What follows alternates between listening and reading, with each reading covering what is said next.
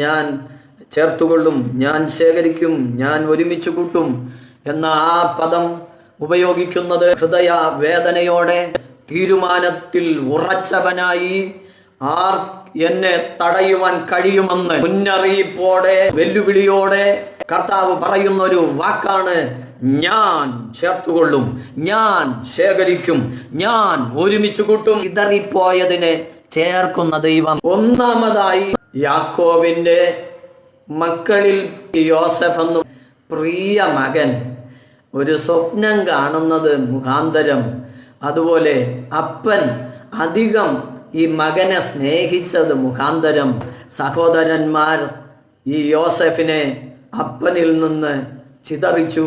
സഹോദരന്മാരിൽ നിന്ന്, ആ പാർത്തുകൊണ്ടിരുന്ന വീട്ടിൽ നിന്ന്, ആ ദേശത്തു നിന്ന് ചിതറിച്ചത് ഹല്ലേലൂയ എവിടേക്കെന്ന് ചോദിച്ചാൽ, 1 പൊട്ടക്കിണറ്റിലിട്ടു, 2 ഇസ്മായേലിയ കച്ചവടക്കാർക്ക് വിറ്റു. ഒന്നാമത് ചിതറപ്പെട്ടവൻ. ആത്മീയ അർത്ഥത്തിൽ യാക്കോബിന്റെ കുടുംബവുമായിട്ട് ബന്ധത്തിൽ ഒന്നാമത് ചിതറപ്പെട്ടവൻ മറ്റാരുമല്ല, യോസേഫാണ് ചിതറപ്പെട്ടത്. ഇനി അതിനു മുൻപേ യാക്കോബിനും ഒരു ചിതറിയ അനുഭവമുണ്ട്. അപ്പനാൽ അനുഗ്രഹിക്കപ്പെട്ട യാക്കോബ് സ്വന്തം ഭവനത്തിൽ നിന്ന് ചിതറപ്പെടുകയാണ്. ആമേൻ. സ്വന്തം സഹോദരനിൽ നിന്ന്, അപ്പനിൽ നിന്ന്, അമ്മയിൽ നിന്ന് ഹല്ലേലൂയ ചിതറപ്പെടുന്നു. നന്മകളിൽ നിന്ന് ചിതറപ്പെടുന്നു. ഹല്ലേലൂയ. ആ യാക്കോബിന്റെ ചരിത്രം, ആമേൻ.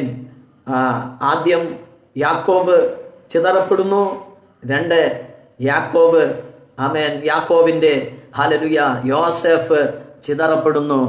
എന്തിനു വേണ്ടി യാക്കോബ് ചിതറപ്പെട്ടു? ദൈവിക വാഗ്ദത്തങ്ങൾ നിറവേറാൻ ചിതറപ്പെട്ടു. എന്തിനു വേണ്ടി യോസേഫ് ചിതറപ്പെട്ടു? ആമേൻ, ദർശനം സമാപ്തിയിലേക്ക് എത്താൻ ചിതറപ്പെടുകയാണ്. Praise the lord. ഹല്ലേലൂയ.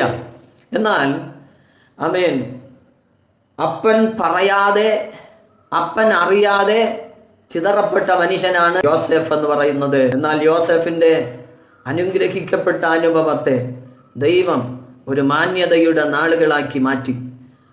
ആര് ചിതറിച്ചോ അവർ ചിതറിക്കപ്പെട്ടവന്റെ മുൻപിൽ ആമേൻ വണങ്ങി നിൽക്കുകയാണ്.